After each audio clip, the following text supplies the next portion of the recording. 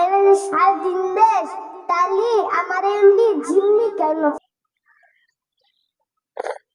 আর দাদা তুমি কার্টুন দেওয়া পারতেছি না কে?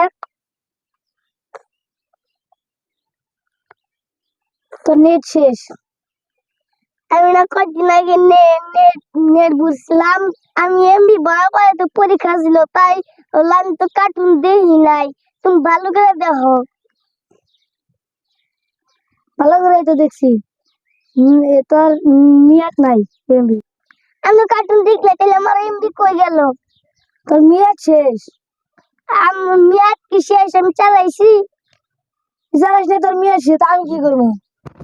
তোমার কোম্পানি 7 দিন টাইম দিছিল, তুমি চালাইলি গেলাও নিয়ে ফুরে যাবো, না চালাইলি গেলাও 7 দিন করে নিয়ে যাও। তুমি যে মোবাইল কিনছো, এই মোবাইল কি 1 মাস 2 মাস বা 6 মাস পরে কি মোবাইল কোম্পানি নিয়ে যাব? আরে গাদা না, যদি তোমার মোবাইল না নেয় তাহলে আমার এমবি চলে গেল। যদি আমি মোবাইল কিনি এটা তো আমার, আর এমবি তো একটা মেয়াদ দিছে। যদি হইলে আমি আমার টাকা দিয়ে এমবি কিনি, তাহলে আল্লাহ আমার এমবির মেয়াদ থাকবো কেন? কোম্পানি নিয়ম করছে তাই। এই মানবো না। কিসের নিয়ম? আমি আমার টাকা এমবি কিনছি, কিসের এগুলা? হ্যাঁ জানো না টাকার দাম আছে? টাকা কামাই করতে কত কষ্ট লাগে।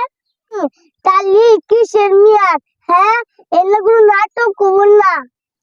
এই ফাইল আমি টাইলবেল চলবো না, তুমি ফাইল টাইম বাদে ভালো হয়ে যাও। বইয়ে পড়ছি স্বাধীন, এটা আমাদের স্বাধীন দেশ, তাহলে স্বাধীন কই? এটা তো স্বাধীন দেশ, আমরা তো স্বাধীন হয়ে আছি। ভাইয়া তুমি যে বলো এটা স্বাধীন দেশ, তাহলে হলো আমার এমনি জিম্মি কেন? আমার ভাই তো ঠিকই বলেছে, এই আমার টাকা দিয়ে এমবি কিনে আমি যে সময় মন চাবে এই সময় চালাবো, যে সময় মন চাবে না সেই সময় চালাবো না। বাংলাদেশ থেকে এই ভণ্ডামি বাদ দিতে হবে। আমরা এর তীব্র নিন্দা জানাই। এই কথা যেন মনে থাকে।